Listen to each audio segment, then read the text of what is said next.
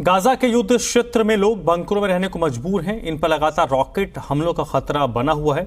हमारे संवाददाता विशाल पांडे की इस रिपोर्ट को देखिए। हमारे साथ इस समय रोनन है, जो कि इसी नाव में इनका घर है। ये कारपेंटर हैं जो नाव को बनाते हैं और नाव के अंदर ही रहा करते थे इस समंदर में। और जब से ये हमला हुआ है तब से ये लोग अपने घर को नाव से छोड़कर बाहर आ गए हैं। Ronan, what's the situation here? Now you have decided to left your home. Yes, we started Saturday with the terrible slaughter of the Islamo-Nazis on the south. When we heard what happened after the first shock, we live in a boat in the marina, so we decided to come over here, which this is a place which have shelter. So now you are living in the shelter only? No, we're not living. We're since Saturday here because we cannot go back. The intensity of the missiles is too high. That is your home? Yeah, we live here.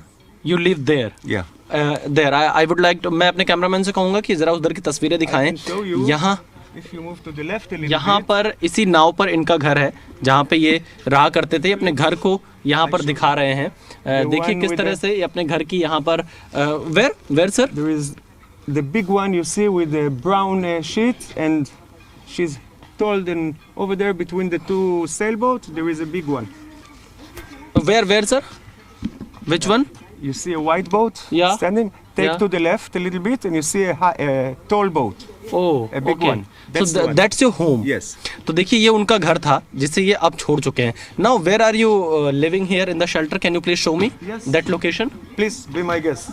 It's not my home, but you can be my guest. You're safe with me. Don't worry, my friend. I will not give a little chance that you get harmed. तो देखिए ये अपने घर को छोड़कर अब इन्हें shelter में रहने पर मजबूर। इनका जो कुत्ता है ये भी बोट पे ही रहा करता था, लेकिन अब इसे भी यहाँ शेल्टर में ही लेकर ये अपने साथ आए हैं। ये पब्लिक टॉयलेट का इस्तेमाल कर रहे हैं। अब देखिए इनका घर कैसा है। Please, one thing. I cannot let you go in. I don't want the other side to see what's the accommodation here, because there are things here that יש כאן כל מיני מערכת בטוח וכאלה. I know. Okay? So I'm sorry, but inside not allowed. Okay. Okay? No problem. I hope you understand. I apologize. Yeah. तो देखिए ये अपने घर के अंदर हमें अभी फ़िलहाल इसलिए नहीं दिखाना चाहते हैं क्योंकि इनको इस बात का डर है कि जो हमास के टेररिस्ट हैं वो अगर इस जगह को देख लेंगे ये कहाँ पर रह रहे हैं तो यहाँ पर भी रॉकेट से हमला कर सकते हैं। लेकिन 45 centimeters wide, 45 centimeters of new material, better than concrete, and we have all the facilities here. We can stay here for a long time if we need, as long as we have food. देखिए अपने घर को छोड़कर ये यहाँ shelter home में रहने को मजबूर हुए हैं। बंकर में ये अपनी पिछले एक हफ्ते से ज़्यादा समय यहाँ पर बिता रहे हैं और साथ ही ये क्योंकि बंकर यहाँ पर बना हुआ एक पब्लिक टॉयलेट एरिया है, यहाँ पर ये इसी का इस्तेमाल कर रहे हैं। तो फ़िलहाल यहाँ पर जब आप तस्वीरें देखेंगे तो हालात बहुत ख़राब हैं और इस वक्त आप ये समझ सकते हैं कि जो स्थिति है वो बहुत अच्छी नहीं है।